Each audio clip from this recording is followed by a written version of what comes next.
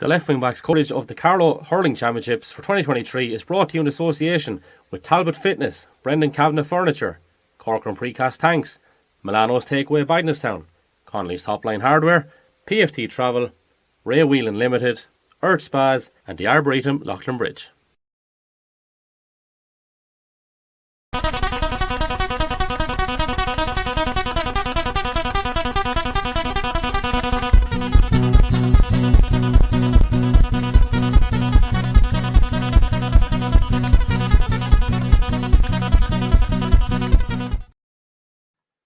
Yes, a very good evening, folks. Welcome along once again to the Left Wing Back podcast. All of a sudden, we find ourselves building up to the County Hurling Finals in Cullen Park next weekend. We're after having a weekend of mammoth semi-final action across junior, intermediate and senior, and we're going to go through all those games over the next hour or so. We're back live on Facebook and on YouTube, and you'll get us afterwards on Spotify and on Apple, where listenership has been absolutely fantastic. And I just want to say thanks to all our sponsors and everyone who's been in touch in relation to the coverage so far this season.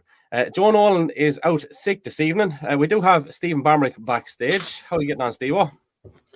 Too bad, Kevin. We're catching you on the hop there. Are you trying to get 10,000 steps in still, are you? Give me a second there. Let's try different headphones now. Right, no bother. While you're doing that, I'll bring in Podge Ryan here. He's here as well with us. Podge, evening, sir. How are you? How are you, Kev? You well? I'm not too bad. The last time we spoke, you were harbouring hopes to get to a junior semi-final, and now in Kildavin, you guys first year back, you're back in a final. You couldn't write this stuff. You must be delighted to be back there anyway. Look, Kev, it's just magic. Got to the semi-final there against Burn Rangers, and it was a cracking game hurling, and we were lucky enough to come out the right side of it, I suppose, but even after the game there, you're out in the field with the lads, and it's just magic, it's unreal, you have to put in the hard work there all year, and you're after getting your reward for it now, it's great, Sunday can't come quick enough, Yeah, I have to hold my hand up. I did miss the first half. What do you call it? Went up with an old friend or whatever, and found myself. Here's one for you now, right? Found myself up in St Pat's College, right, where there's a hurling pitch, and I didn't really realise that because I've never been in around the back of St Pat's or whatever. Yeah. And all of a sudden, the hurling pitch is kind of manufactured into an oval, and there's lots of lads going around. There's a jersey clash. There's a micro helmet. It's on a hurling pitch. There's lads throwing the ball.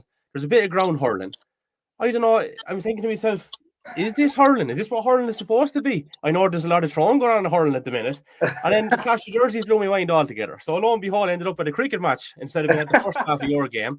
So I'd like to offer my sincerest apologies for that. But I did get there for the second half. And honestly, from the get-go, I have to say the first three scores of the second half in particular, I actually haven't jotted down there. The chap in the middle of the field for Burn Rangers, quick chap. Just can't think of his name off the top of my head. Healy. Yeah. That's the one, yeah. He tore off, got a fine score. Yeah. Niall Hickey got a great score as well. And then there was another one. The first three scores of the second half were unbelievable. Yeah. And the atmosphere in the place, it was absolutely hopping. Must have been great to play. Every score, the roars from out the stand, Burn Rangers back great support, we back great support. It was a cracking semi-final. I'd say it was a great game. It was an unreal game to play in. I'd say it was some game to look at, Yeah. No, it was class. And to be honest with you, the atmosphere there and the actual number of people there eclipsed a lot of the senior championship round robin games. It had that feel to it. It was, it was really, really enjoyable. And I said this a few times on the podcast, Podge. Junior hurling has changed an awful lot. It's not just turn up and play. The standard now has come on. The pace of the game has come on. And for you playing in it, I'd say you're fairly knackered again the full-time whistle goes. All right. Once you got back to the dressing room, you were still catching your breath and you were still sweating, But like you said, Kev, it's not like when we started playing adult hurling, like junior hurling or intermediate hurling, whatever. The serious work goes into it now. It's not just getting to a county final now. You look at Burn Rangers there, the likes of Larkin Dial, Dylan Townsend, Billy Shanahan there, centre back, Conor Bulger, wing forward. They're all cracking hurlers. Mm-hmm. It's not like you said. It's not a case of just sure the match on there. We'll bring our boots and our hurling, turn up for it. That's gone. And then you had the old-fashioned junior tussle between Cormac McElligott and Richie Sinnott, which I particularly enjoyed. And they cut lumps out of each other. Richie got a couple of bursts, and then Cormac left on his arse a few times. It was great, actually. That alone was great to look at. Yeah, they were slugging out there alright for the hour, to be fair. But like that, like there was no dirt in or anything. Like it was just proper. Oh, just tough, hard stuff. Yeah, good hard stuff, like, you know. Yeah. So look, in the end, what, 3 points? I think was it 215 to 115 in the end. Yeah. And just to recap on the first half, which I did miss, of course, there was a bit of a turn in that game coming up towards halftime, wasn't there? Yeah. We got a goal. Barry Hickey got a goal from a free. Well, he let the ball in. I'd say he's claimed it anyway, but I don't know if it was his ball. They got the touch to the net, like, you know. But we got the goal. We went a couple of points ahead, and then Burn Rangers came back with about 1-2, maybe 1-3. And we went in then 3 points down at half time, and you know, you're kind of looking around then saying, "Jeez, lads, we may step up here a bit," like, you know. Thank God we did. Like, sure, you know, McGill got the goal there halfway through the second half, and you know that turned the game then, like, you know. Yeah, it gave you that bit of there a bit, like, you know. Yeah, it gave a bit of momentum. Like it was a bit of a hammer blow for Burn Rangers in many respects, and I suppose from their point of view, having been there so often and got to that stage, I don't know that maybe a few demons creep in ever so slightly, but I mean, the thing we're forgetting about here is they were damn close to snatching it at the end. Billy Nolan gets the ball in on the square. Yeah. It was a bit of a Joe Sheridan effort. I think it was the correct decision, but any sort of contact on that ball at all, we could be looking at a different story here. Like, and like that was 30 seconds on at a time at that stage, you know. Look, that's the bit of luck you need as well to win these semi-finals, you know. Like you said, if you had got any way of a touch on it at all, you know, you'd be talking to Billy Shannon here and not me, like, you know. That's just how it is, you know. Yeah. But, like, you know, thank God the luck was on our side this time, you know. Yeah. That's the other score. I was actually going back. The easiest way sometimes to remember it again, rather than putting a note in. Little WhatsApp group that myself, Joe and Stevie are in. Just actually go a blow-by-blow account. And then when you're going back through it, it's in the WhatsApp group. Now, the problem is we talk a lot of shite after the games before we go on air. So we're scrolling for a half an hour to go back. I wouldn't believe that. No way. The stuff you hear on air is watered down. But the other score I was referring to at the start of the half there, the start of the second half, was Lorcan Dial's one. He popped one over the left shoulder, and then shortly after popped one over the right shoulder. And like, they're as good a score as you see anywhere there. The one off the left was a ridiculous angle. He was nearly on the end line. Yeah. The other stuff, I'm going back through it here. I have a note. Podge Ryan free, Happy Gilmore run up. It served you well over the years. Yeah, it's an interesting style, lad. Yeah, it didn't really work Saturday. Near enough the end of the game, there was a couple of them went a bit astray, alright, but sure, look, everyone has their own routine, and sure, it's half working anyway. We'll stick with it, like, you know. Yeah. 60% of the time it works all the time. All the time, that's right. Famous quote from a film there. Just another one there. Just one on the topic of free taking, as I'm going down through my notes. You mentioned Dylan Townsend. His technique is much different to yours, obviously, but he was very good on the frees too. You mentioned him earlier, like the skill level that some of those guys have is serious, to be fair. Like, and Jesus, this is going to sound very disrespectful to Rangers, but it was an awful pity that wasn't the final. You know, that like one you'd be guaranteed to go up, because like it's all up in the laps of the gods now. Like, I mean, you know what you're facing next Sunday. It's great that you're there, but like for say Rangers now in 3 finals and St Mullins in 3 finals next week, it's mad stuff, like, isn't it? It's unreal. Like, and look, you have to tip your cap to when it's the Rangers and St Mullins. Like, that's some achievement there to get to the senior, intermediate, and junior, and the same for St Mullins. Like this, you know, you kind of you're looking on a bit of envy sometimes at them, like, you know. But like, yeah, like a few people said that to me there. After the game, like, the pity that wasn't the final, you know. You know, I said it myself as well. I said it to a few lads from Burn Rangers after the game, like, but I mean, you know, if results had went differently in the groups, you know, I could have easily been the final, but yes, it was a cracking game, yeah. Yeah, it really was now. Yeah. Just a word on Rangers, I suppose, and the other semi-final. So they saw off Ballinkill, I think it was Wednesday night. Seems a good way to go now at this stage. A few experienced campaigners there. Mr. Eddie Cody, John Cody, just to name 2 off the top of the head. Graham Bulger captain. His brother Tommy, I think, I'm nearly certain it's his brother, anyway. There's a lad I would have heard about growing up, and he was a serious operator, as was the other brother, Brendan. They seem to have guys there that, like, they won't have any regard for Carlow Hurling next Sunday about Kildavin Clonegal going intermediate, obviously. You know, they're out to win those 3 finals, and they are going to be very, very hard to beat, aren't they? Oh, absolutely. Like, you know, you're talking about, like, Eddie Cody there, like, John Cody, centre forward. You know, Jesus, lads, you just have to look at the Roll of Honour alone, what they've won down through the years with Rangers, like, you know, and serious stalwarts for the clubs, like, and, like, that's the bit of experience you don't need in finals. So, you know, you can have your young lads, your 17, 18-year-old lads coming on there, but, like, when you have men like Eddie and John Cody, like, it's a serious help to you, like, you know. Mm-hmm. Stevie, I'll let you in here on this. Good evening to you, sir. You got started with your headphones and everything. What way are you? Okay, just the lights flickering up here is close to where the lighting struck the house here. So if there's any more problems, I'll be moving to somewhere else in the house. Yeah, look, it's the junior final. Like I said, I was looking at the Mullins Rangers team there before I come up. Like they've experienced. Killian Griffin was centre back there in one of the games there. Like, you know, and I don't know whether he's a son playing or a nephew playing as well, possibly. But it'll be an intriguing battle. Like, you know, they'll want to win a junior hurling medal as much as Eddie or John won with Christy Rings or whoever the one with the county. Every medal, every game they go, they'll be wanting to go up the steps of Dr. Cullen Park, bringing on lads. Like, that's what that is. Like, and Eddie's the selector with the seniors as well. So, you know, they're going to have a great weekend. You know, great weekends as in they'll be in the 3 finals, and as St Mullins in 3 as well. But it's winning is it. Once you get into Dr. Cullen Park, winning is the thing. Like, you know, it's a lonely place out in the middle of that field when you're looking up the steps. And someone else collecting the cup that you could have won yourself. Yeah. All the play efforts to do.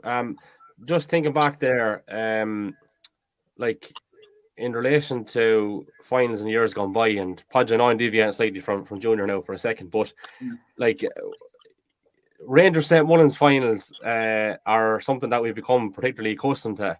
And I'd be a fierce advocate for an underdog. Now, it was never really likely that the senior semis were going to go any other direction than probably Rangers St Mullins yesterday, which is easy to say in hindsight. With Bidnestown being a point up at half time, maybe they would have had a different mentality. But it was going to be a huge ask for the town and for Ballinkillen to win it yesterday. And I thought to myself going home, like, Jesus, the freshness, I suppose, that a new team brings to it, and even from our point of view, planning for and up for the match and different things.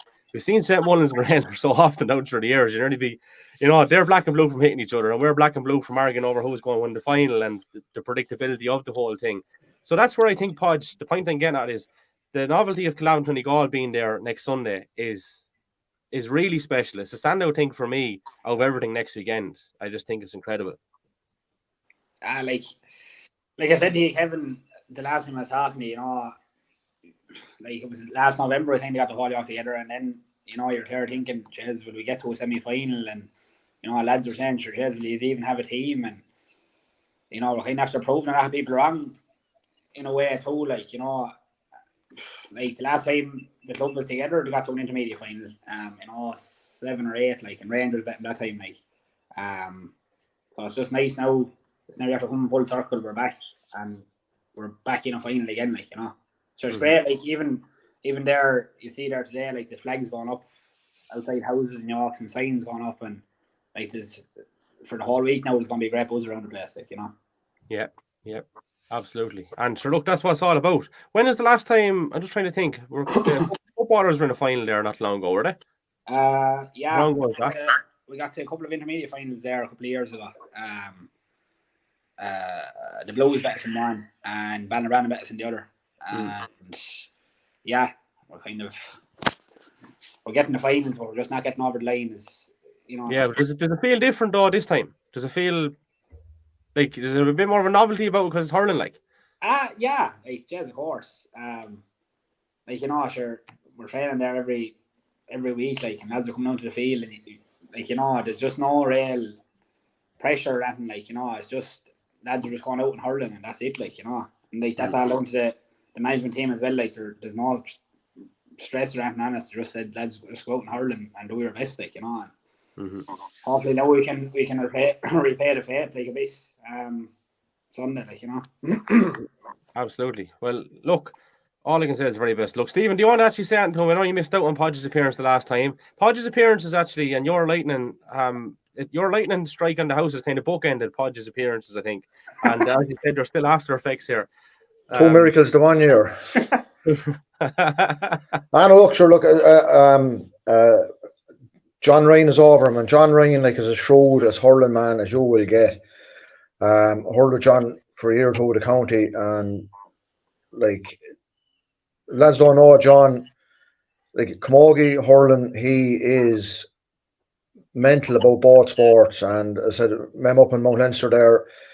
He was with the Puck Fada with India Maryland today, and heard he was like a below above in Burret under 16 final there a couple of weeks ago as well, you know, to the one. So, and she was captain, I think. So, you know, it's not by accident these things happen.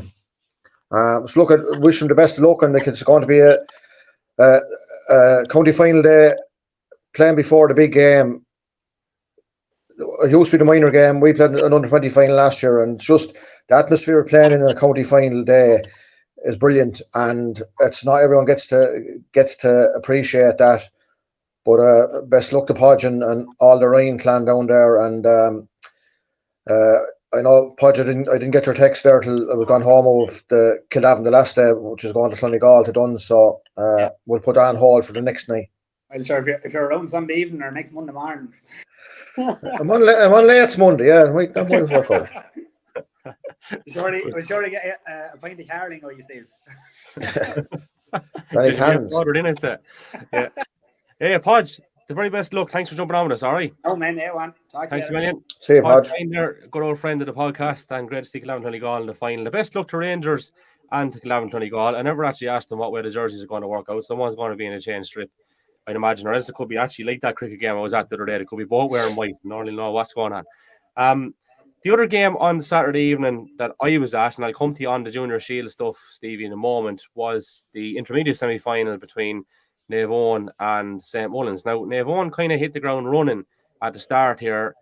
Young Declan Nolan got in for a goal. They looked like, I was looking down through Navan's team, and I don't mean to cause any disrespect. Navan's intermediate team on paper didn't look a whole pile worse than the senior team for some games this year. And it's a big thing to put out, and I'm probably going to get a lot of flack for it. But there was some serious names listed among it. Like, you look through the spine of the team, you had Micheál Mullins, you had Shane Kavanagh up top, Aina Kavanagh, Kevin Foley was there, Martin Clowry was there. All these boys are not flat tires. And then nippy young lads like, you know, Declan Nolan has mentioned, young King Quirk. Yeah, look, it was a right good contest, in fairness. St Mullins on the opposite side, Kieran Harris wasn't listed to start, but he did start. I was very impressed by him. He got around the place. Very, very nippy. I don't know much about him. Do you know much about this chap? But no, I don't actually. No, I can't say I do. No, I was at the match Friday night with Baggins Gales and Mount Leinster Rangers, and yeah, it could have went either way in one way, but then Mount Leinster Rangers finished off very strong. I think they hit 6 or 7. They could have hit 6 in a row near the end of it. Like, you're talking about experienced lads that could be playing senior. Like, you Michael Malone centre back hit 2 absolutely outrageous points. Start the second half, end the second half. You know, there's lads there, you know, and that intermediate, the standard intermediate has improved so much. It's only when we went back into it there 4 or 5 years ago, and you see the standard of player is in it, like, you know, it's, you know, and that has a knock-on effect then, you know, like, it's a fair achievement for any of these teams who are playing their second team in the intermediate grade. Like, now, Breed played their second team in the intermediate final. I'd say it was about 98 or 9, I could be wrong with the year, 97 possibly, against Kildavin's first team. And it was the most, no, it was only a spectator. It's probably the most disappointed I've ever been coming out with Dr. Cullen Park in my life, bar a match that I was actually playing in. It was a humdinger of a game, and Kildavin won by a point or 2 points. It was absolutely savage game of hurling. And that's 25 years ago. Now, like, you know, you're looking at Shane Kavanagh, like, needs no introduction. Even though Kyle Foley's in the goal there, like, he's a savage goalie, savage soccer goalie. You know, St Mullins, Oisin Ryan, you know, he's probably going to miss the final. He got a red card. You know, lads like that where just to walk onto Carlaw senior teams, and there's players on the way up, players on the way down, and it's the likes of Edward Cody, Shane Cavan, these boys, like what players learn off of these boys must be, there should be sponges for learning beside these boys, what way they play the game, and they're role models for any young lad growing up. Yeah, for sure. You mentioned Shane Cavan there. So the normal time, Martin Murphy came on for St Mullins and knocked over two fine scores and looked like, right, St Mullins are winning this. And then Shane Cavan pops up from way downtown, as the fella said, and landed one. Like it just made it look so simple, into the what do you call it, into the Blues end, we'll say. But he was probably, I'm going to say, between his own 65 and halfway on the run, never broke stride, and I had another few yards on it. It was just, man of the moment stuff. But St Mullins obviously enough then to push on and get themselves through to the final. But that's going to be a good contest as well. There's some great players on both sets there, like, and again a testament to getting to 3 finals. Like, it's just nuts stuff altogether to be able to do that, like, and to have hurlers down through the ranks that are of relative standard to the grade and could possibly be pushing to play obviously on a higher grade, and if they're in another club, definitely playing on a higher grade. That's just the scale and the depth of the talent that they have, I guess. So before we actually probably look at that final, Nair Breed obviously took on Naomh Eoin in that Junior Shield semi-final. St Mullins over on the other side against Carltown. St Mullins had a comfortable enough win, I think, over Carltown, but you obviously saw your own one there with Naomh Eoin. How did that pan out in terms of the way the game unfolded? Yeah, it was probably a fairly strong breeze the first half. It was 8 points to 3 at half time to us. So probably got stayed around 4 points, 5 points from us, and ended up 6 in it. Goal chances, PJ Hockney cleared one off the line, start the second half for us. Trying to think at the other end, I don't think Jamie Hogan had managed. Well, he had, the first half, Jesse Clark was unlucky.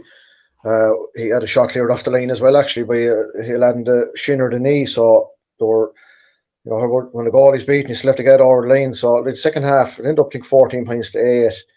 And you're looking at like Naomh Eoin would have lost Ben Nolan, it said probably the week before that he'd be very good minor from last year. Would have been went up to the intermediate. I don't know whether he played in that or not, but so you're at that trying to balance an act as well. So you're making sure, like, and this year, like, that's the 8th game everybody's played in the junior. Like, that's 3 years hurling in any other junior. Realistic for anyone. No, I can't say anyone has played in every game. Keelan Brennan possibly, I'm not sure, or a couple more, but fair play. There said to be a shield competition, there was, and here we are now, and it's going to be played in Dr. Cullen Park, and it's great for there'll be lads playing there. Definitely will have lads next Saturday playing there. I want to play there before. Put the house on that one, and lads might think it's a big achievement, and whether you're 21 or 31 or 41 playing there, but every time you go to play in your county grounds, you should appreciate it, because it's like playing in Crow Park. A lot of games are played in Crow Park that don't need to be possibly played in Crow Park. First rounds of Leinsters in football and things like that, 15,000 or 20,000 or 2 games. I'm not saying if they earned the right to be in Dr. Cullen Park either, but it's appreciated when you do get in there, and make the most of it. And if you win, all the better. So that's at 3 o'clock Saturday. So clashing with the start of the Premiership, which we're mega on anyway. Yeah, that's the whole of it. You're right about Dr. Cullen, and obviously my serious GA career probably ended a little bit prematurely or whatever, but I had cue the violins. But anyway, the amount of games I got to play in Dr. Cullen was limited as well.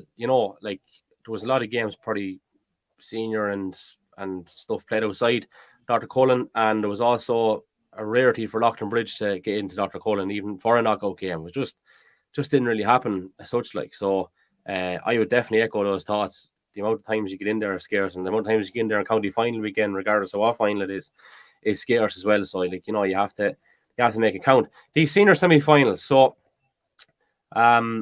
you're now a stand man, as I came to understand yesterday. So in through the door, sign the book. And as the poem went years ago, 2 roads diverged in a yellow wood, and I took the one less travelled by. But that was the case for you because you went to the stand, which I didn't think you ever really did unless you were doing commentary. But that's the way things are now, Stevie. You're a terrace man no more. So I didn't get chatting to you during the game as such. I was with Joe at it there, or during the 2 games, I should say. Like the first game for me felt like proper championship hurling. I was saying, geez, that felt like a right good championship game. Second one didn't, and I suppose on that basis, I came home feeling a little bit deflated with the amount of games of championship standard. Now, I will say one thing: every game St Mullins have played, I would say this year, has been a championship performance, irrespective of who they come up against, which is a fair good thing to be able to say about a team that no matter what level the opposition is at, they maintain their high standards, and that was quite impressive. Rangers for the most part have been like that as well, but maybe just quickly before we go into the meat and drink of the 2 of them, your general synopsis of both. Yes, the first half was brilliant. Now it was actual championship hurling. Kevin Mack gave a performance in the first half yesterday, from place balls and from play. It was just, and this was against Bagneson, went in leading by a point. He was just a different, you say, different gravy. With the Lord, he was just, you pay top dollar to look at, and Bagneson were playing in most positions, were getting on well enough. Dermot Byrne's playing full back there now. You can, not say you can keep a full back out of the game, but you're trying to go around him, around the D, getting scores, wherever. Like Paddy McDonald looked dangerous the first 5 with him in spots and into him in space. Didn't much go into him after. Craig Doyle might have only got scores from frees, but like he nailed some savage scores from frees. He got fouled for frees as well. Set up scores. JP Tracy hit a couple of points the first half. You didn't want the first half to end. You were looking at it going, the penalty then just before half time. Like I thought in real time, Kieran Kavanagh took a few steps before he got fouled, and Paul called it. A penalty is a penalty, and that's it. And the Andrew Townsend, brilliant save. It was like lads may say, it's a nice height for a goalie. It's going at a flicking quarter speed, and it's on his wrong side as well. And just saying, I'm guessing he was at Casey's wedding on Saturday as well. His first cousin, who generally plays cornerback, are married to Tara Ryan. Best luck to them. Yeah, a lot of boys would have been at it, say, and we've all been at that stage of the year where you've been at weddings where you have to have manners. And it's not manners. You're playing a match, a county semi-final the next day. So, you can't be acting the maggot. And but there was the Darren Nolan, I think, since he went centre back. Like he took a sideline cut in the first half between about 45 and 65, and he drove it 70 or 80 meters. I said to Jared when he got the one below on the 45, I said, Jared, there's a fair chance this is going to go over the bar. I'm sure it sailed. It was like a straight down the fairway. Like it would have went over the bar from, I'd say, his own 65 the way he hit it.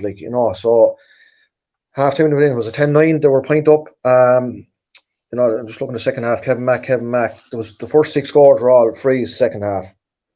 And then it was 13-12, 14-12. Styler, the chance he went through, he went to flick off the ball to Jake, I think, was it? There was probably 3 or 4 more or less Ranger lads hanging out of him. I forget what stage that exactly was now, but they probably needed a goal. Then of course Dermot Byrne hits a point from 100 meters. That made it a 3-point game, and I'd say he hit every Bagneson lad on the way back in just to remind them what was after happening. And that was it scores you that there. I think did the breeze pick up now? I didn't notice as much in the first half. Did it pick up from the start of the game? I don't know. To be honest, it's very hard to say. Obviously, it changed for the second game because we had a fall of rain and that too. But Dermot Byrne score, you're right. Like the distance was unbelievable. Like Dermot Byrne is able to do that anyway, but just need a wind. Like there's not debating that. Kevin McDonald was cutting balls. Like Frank's puck outs the first half. That's the way he hits him anyway. He cuts him into the wind. He doesn't have him tail and dropping for 5 minutes. So whether there's a wind there or not, that's the way he hits the puck outs. And they got the spread of scores of John Nolan. Like you think he's doing that next one, he hits 2 points in the last 5 minutes. Fake Fitzpatrick did 2 points there in a minute between them, and they just gradually wore down Bagnestown, and 2015, I think was it 215 to 115 or something last year, 216, 115. You need goals to beat Munster Rangers or St Mullins, and you can't be conceding them. And look, in fairness, Bagnestown ticked the box for not conceding one. But just didn't go over the line. The last 5-8 minutes, the injury time of that league with the sending offs in that league, it was the first sending offs that Betty Scally and Mark McDonald came from Evan Keeley.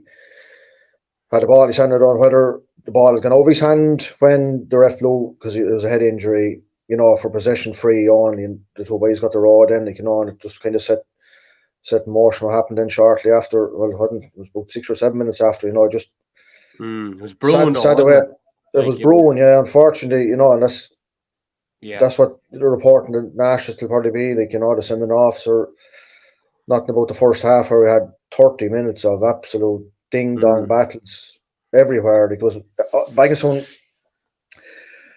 earmarked everyone was marking a certain player, say Owen Dolan was marking Kieran Kavanagh,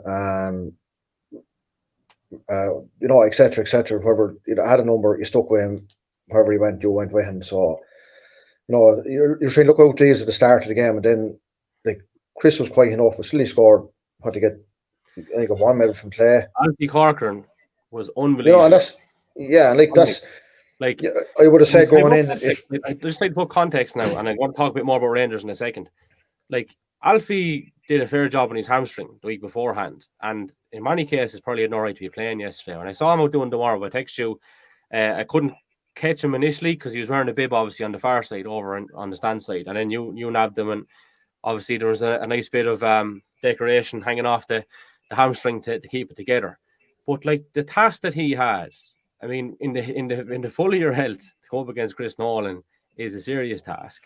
And to be honest, it wasn't until maybe coming into the last quarter, Chris picked off a nice point.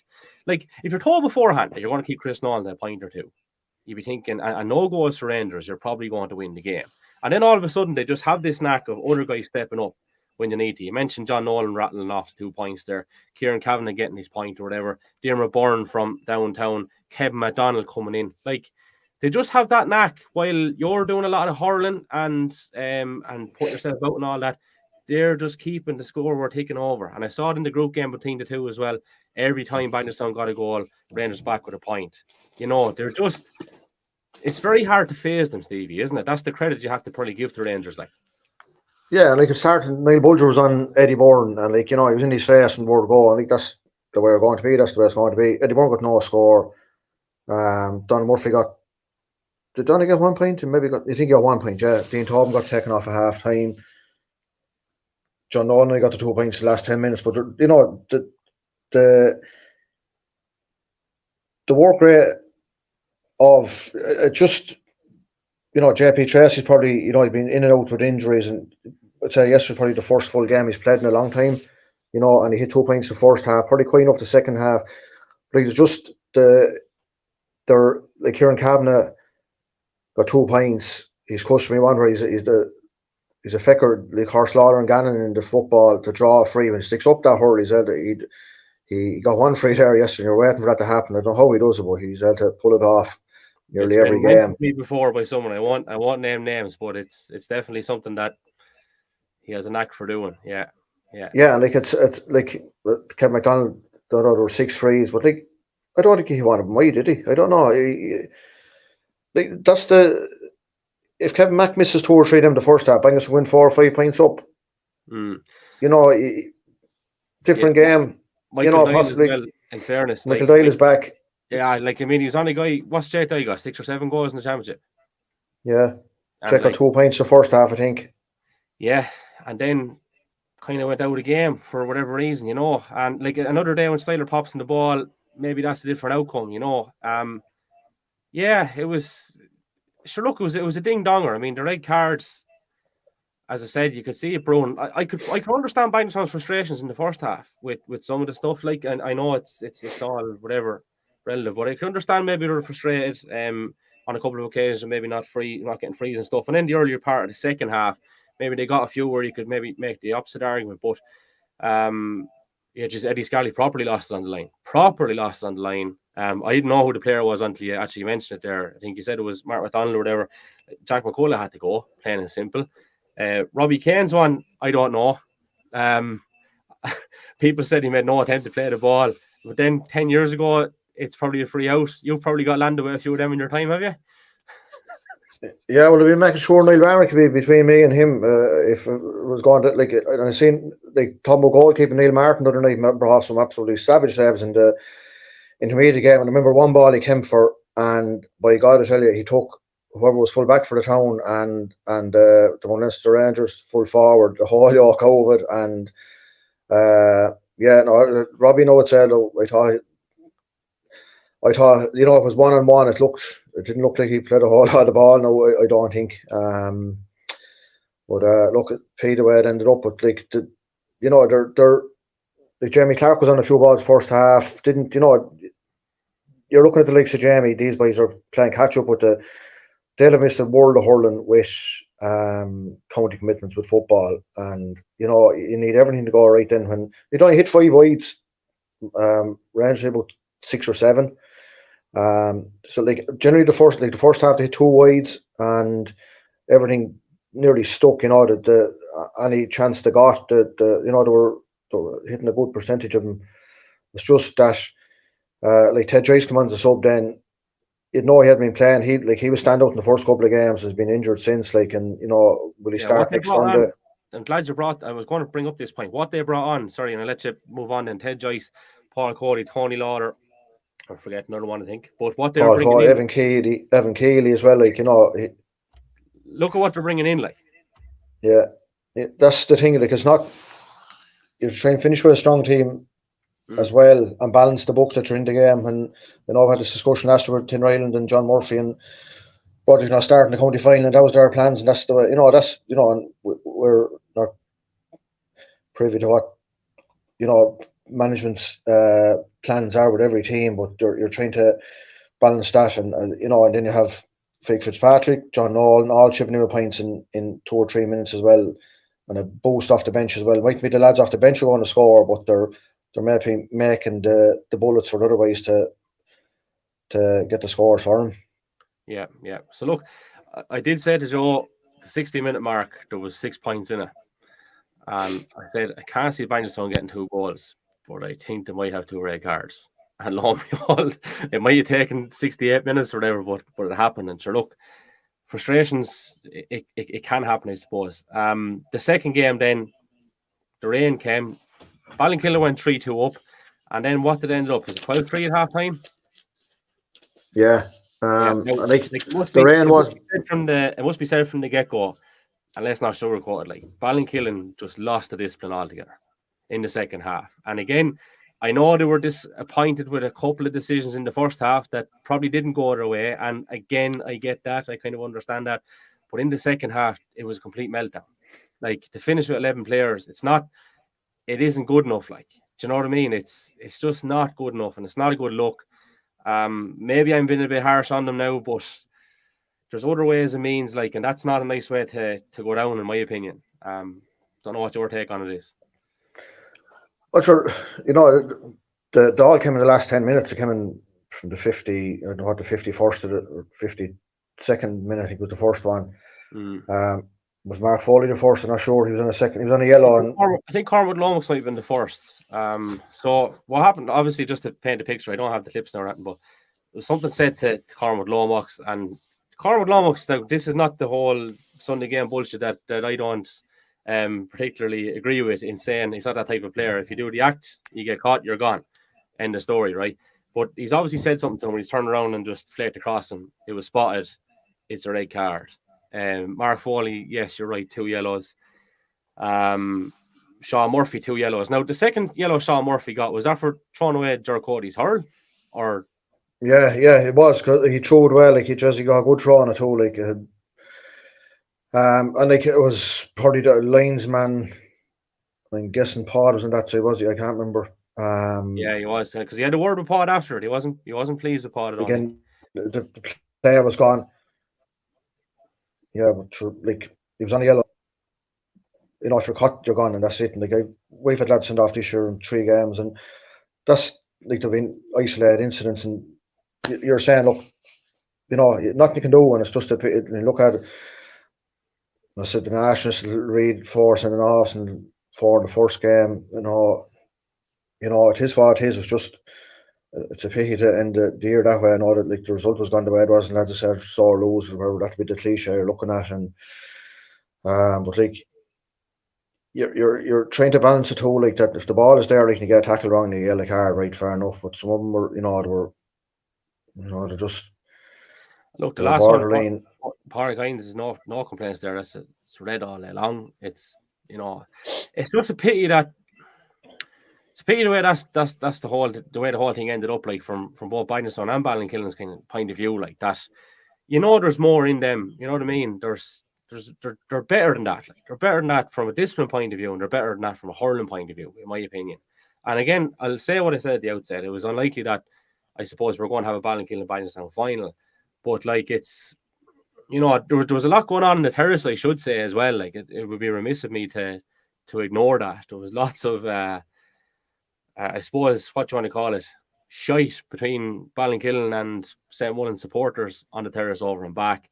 It got heat on a few occasions, and like without blowing it out of proportion altogether, like people crying like and stuff about something maybe happening, maybe kicking off, like, and a bit of banter on the terrace is no harm, but you don't want to see anything boiling over to that extent either, I suppose. Like, and look, supporters are passionate; they want their side to win at the end of the day. But no, there was like there was a bit of a nastiness to how the afternoon unfolded, I think, in general, like, Yeah, well, I've been in the terrace before now, and I'm not shrinking violet, and I got in trouble myself, I'll be honest. You just get carried away, and I done it one day, and another day I got in trouble, and I hold my hand up, it wasn't my fault, and a lad lost the head with me, and look, I was put to bed and ended that, and it does happen, and you go home and you be saying, "Oh, what am I after doing?" Like, yeah, you're ringing someone to apologise, something's after happening, and you have to say, put your hand up. It was above order in the story, and we're hoping you wouldn't do it again. And that's the thing. Look, just a pity. It was a fucking snowball effect, with the sending offs, because you have a couple of them on yellow cards, and Jamie Wall got a yellow card in the first half, and that's be saying, just Jamie carry a yellow card, and Jamie didn't admit that himself. I'd say, just he didn't get a second one, but it's a pity the way it ended up, and we're talking about I think the 10th final between the two now in 14 or 16th, 17 years. I think it's 5-4 to Leinster Rangers. Well, sure now. Before I even go to that, and it's a great statistic, and like that it's mad. The car journey on the way home is when all this shit comes to your brain. If you're going in the car somewhere, unfortunately it's illegal to text or be on the phone while you're driving. But for me, that's where most of the stats come into my head, or some sort of an ideal come into the head or whatever. And I was thinking yesterday, like, when was the last time someone other than Rangers and St Mullins won it? And sure, obviously ourselves in 08, but then to go back further, like it's 04 was the last time there was a final without one of them in it. Which, if that doesn't illustrate dominance, I don't know what does. But just back to St Mullins yesterday, like, again, they go 3-2 down, they blast on, they concede a goal, in the second half. Craig Wall brings Ballinkillen back to within 6, but then they burst on again. I think it was 1-4-13 at that point. What did they finish? 20-1, 20-1-7. 1-7, I think it was. Yeah. Again, the rat-a-tat nature, different guys stepping up, Stevie. Like Paddy Boland probably hadn't his finest afternoon. Dion did a good job on him, I suppose, and Owen Kavanagh, I think, was on him for a little while too. But then you've got the others like James Doyle. If we're talking about Kevin McDonald in one breath, we have to talk about James Doyle in the same breath. He was absolutely outstanding, I thought, yesterday, Stevie. Yeah, 9 seconds score. Like did John Doyle get one? I said in 3 seconds a couple of weeks ago. Yeah, straight from the throw on. Most gets a point, then it's 2-0, and you're getting worried already. In fairness, Ballinkillen went back up 3 points, Kieran Whelan got one. Mark Foley was desperately unlucky. He had a shot now when I was looking at it, and I thought it went over the bar, but there was no shout in the world of God from anyone in the stand. It must just went out the top of the post, and they got the same chance it's about 2 minutes later and nailed it straight between the posts. Shane Kelly hit one from the far side, 3-2. And then at that stage now, it wasn't as he hurled there for about 10 or 15 minutes at that stage in the first half with what rain was falling.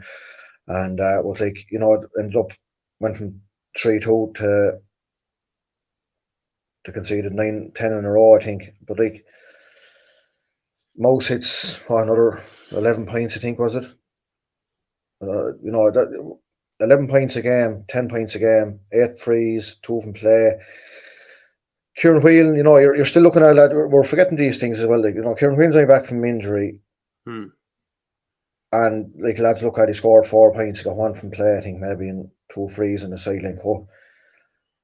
You don't, just no matter how good a hurler you are, you can't just magic a performance. You'd be great if you could, but like, you'd be hoping he can stay fit for next year for both club and county.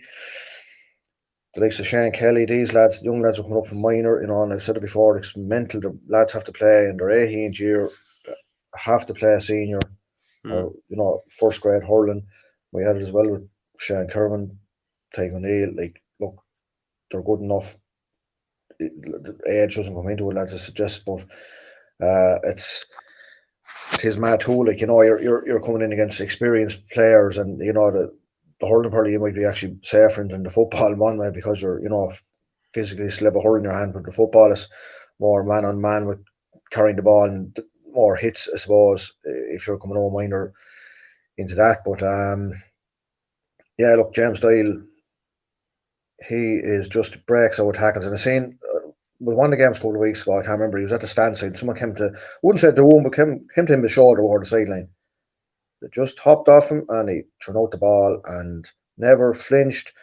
He's just, his strength running, he's just, and then like he's had to pick off 2 or 3 points, 4 points a game, and Paddy Bowen doesn't get a score. Jason Neal hit 2, got a waffle belt there just before the one to sending off. Like, it was at first the ball was there, and it wasn't blown as a free.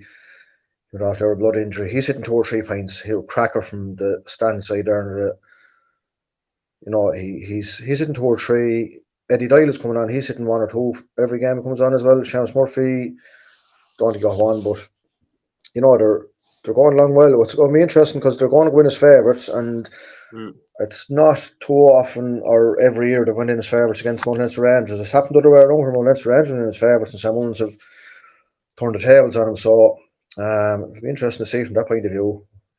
County Finals they're a different baby, and like they've been in enough of them, both of them. So will there be someone random will stick their head over the pack and be a game winner that hasn't been standout so far this year? Jason Neal hit 2-6 in the final last year. He was the game winner in 2 finals, basically. Will it be a Donna Murphy?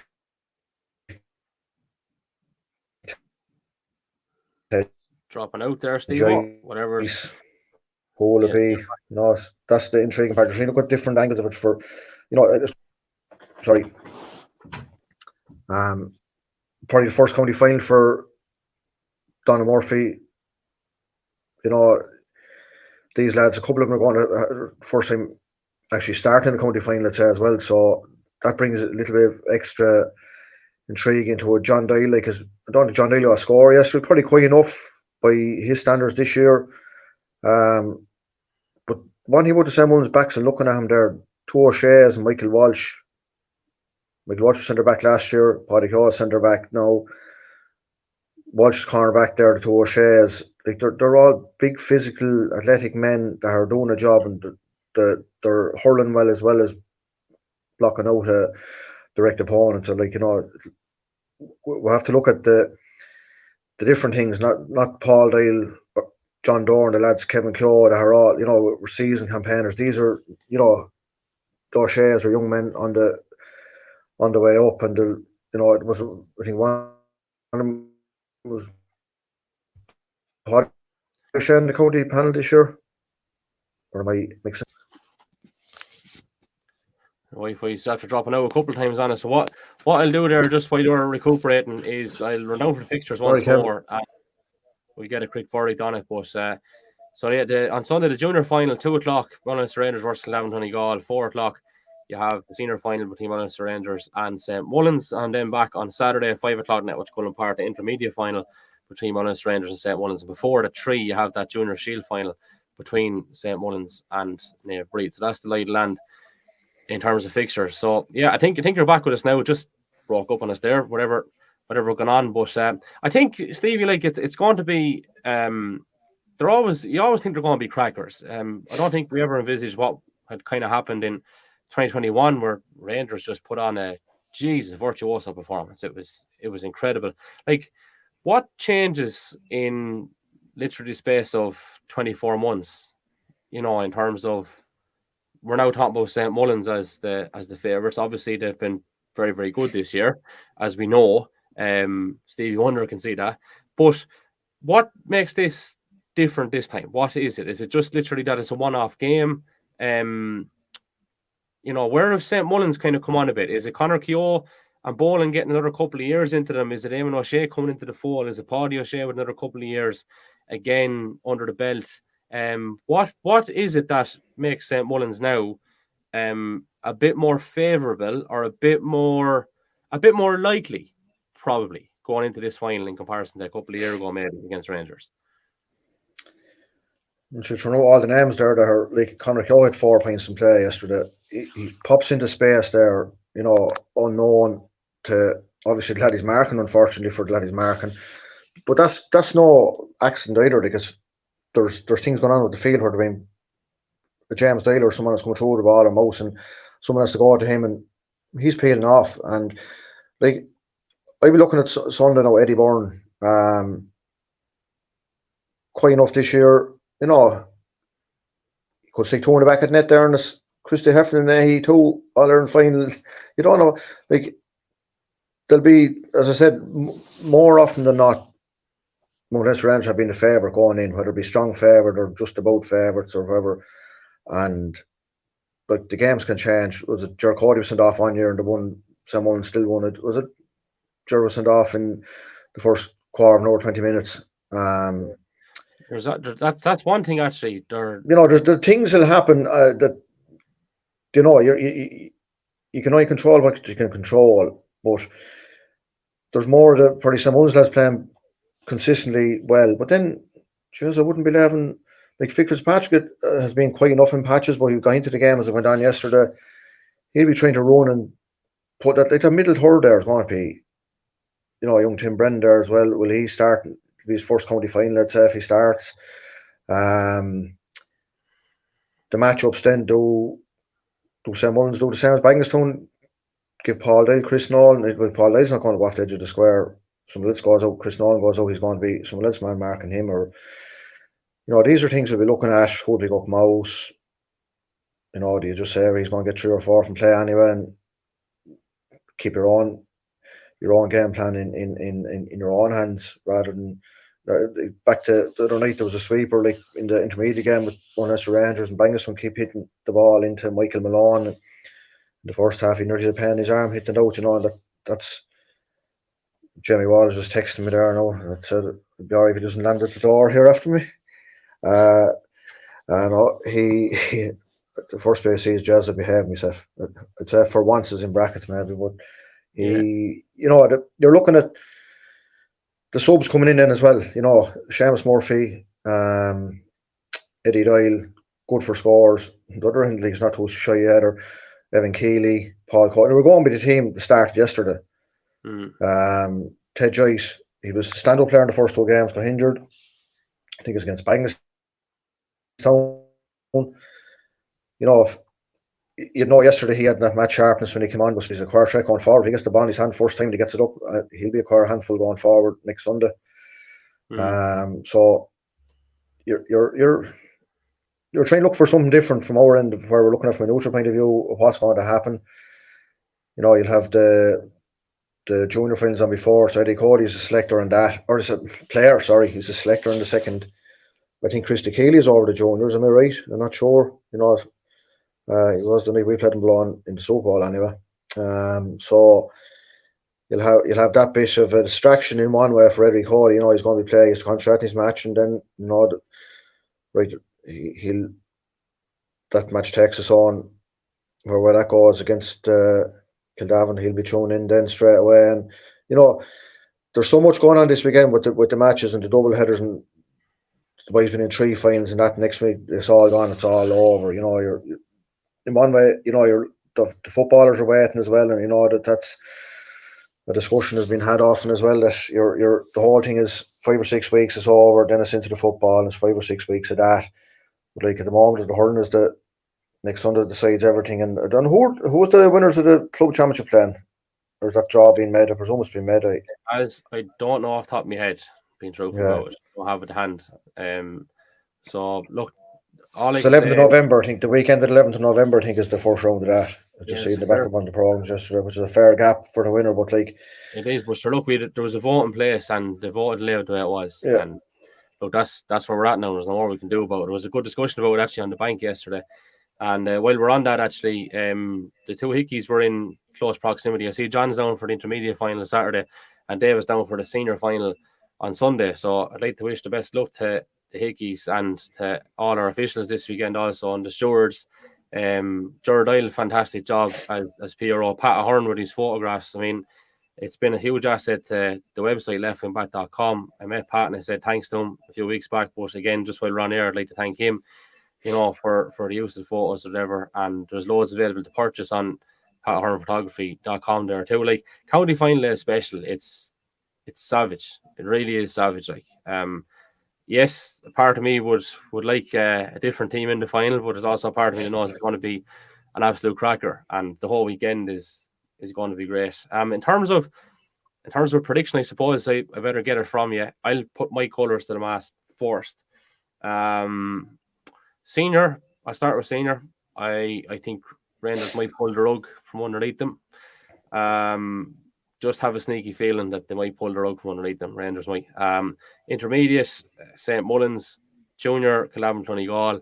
Shield, abstaining for obvious reasons. Yourself, just before we wrap it up.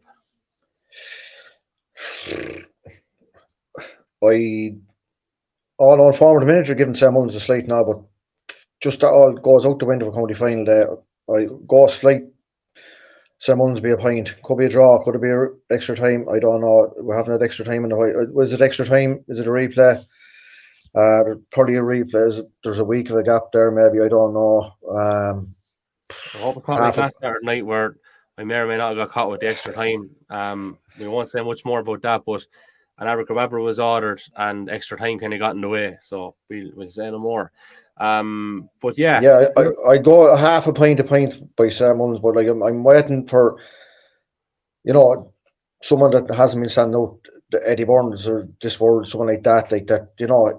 As I said, he could stick toe in the net there, and the whole luck is up in his arse already, and you don't know what's going to happen. But the intermediate, I haven't seen enough. I seen one last Rangers the other night. Now the 2 Bulgers were good in Pádraig Cavanagh when the game opened up a bit. So Mullins, Ocean Rain's going to be a fierce loss. I don't know. Like the spread of scores, probably. Look, there was still a lot of scores got when Ocean Rain was gone off. So, so Mullins might win that. Hopefully they don't get a treble though by having one on Saturday as well. But like I'd say that the intermediate game as well. If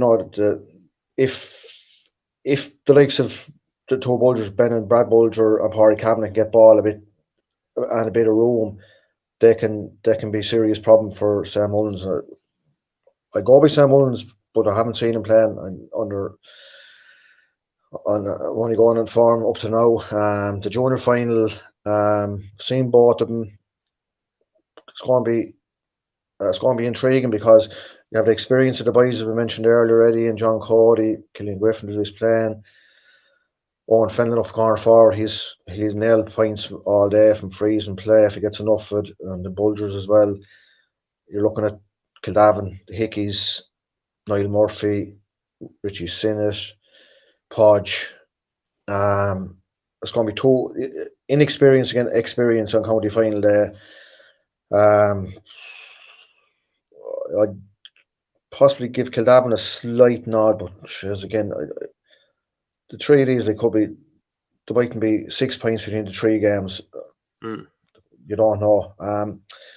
Just mentioned, Kevin, there was a girl who played international hurling last week, wheelchair hurling. I actually seen this in holidays, and I seen the name Melanie Griffith. Now, Melanie Griffith to me was married to Don Johnson, or is possibly still married to Don Johnson. She's the American actress. But actually, Carlo was down beside the girl's name, and I had to look it up. And when I seen who it was, I know who she is. She's Gareth Griffith's daughter from Paulstown, and she was paralysed in an accident this time last year in motorbike racing over, I think, could be in England.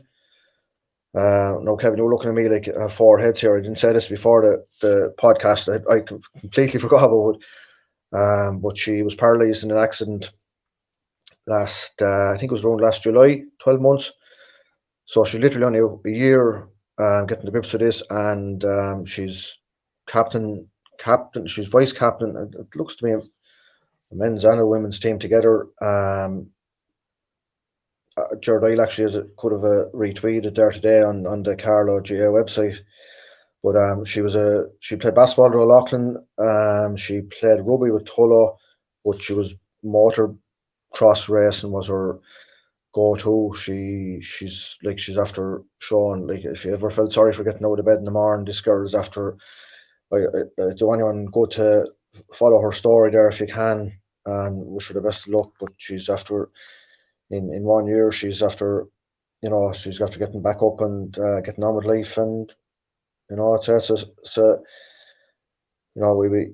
you think of their problems, and as far as this girl had a problem and she's after turning around to an advantage, she's probably going to end up, I'd say, in a Paralympics team or something for Ireland in some sport. I'd be amazed if she doesn't, because she's a brilliant athlete before this happened, and she's going to be a better athlete again this is over. So, as I said, sorry for catching in the hop there, Kevin. No, but you may look her up there. No, you're grand, and we wish the very best there on that front as well. Last word, Camogie Championship action. I think tomorrow night is a full round of fixtures there as well. I think near Breeder play in Ballinkillen anyway. I'm not quite sure off the top of my head, but they're up on the Camogie website or the Camogie Facebook page. You get the full round of fixtures on that there. That's in the thick of it, as the fella said. So that's where we leave it. We want to wish the very best luck to everyone, as you said, involved in the county finals this weekend, be it players, management, stewards, officials, everyone that makes the weekend what it is. So that's where we leave it. Stevie, thanks for your company as always. We thank Podge Ryan, who was along with us earlier as well. And thanks to everyone who tuned in here this evening as well. So we'll chat to you there after the county finals. The Left Wing Backs coverage of the Carlow Hurling Championships for 2023 is brought to you in association with Talbot Fitness, Brendan Kavanagh Furniture, Corcoran Precast Tanks, Milano's Takeaway Bagnestown, Connolly's Top Line Hardware, PFT Travel, Ray Whelan Limited, Earth Spas, and the Arboretum Loughlin Bridge.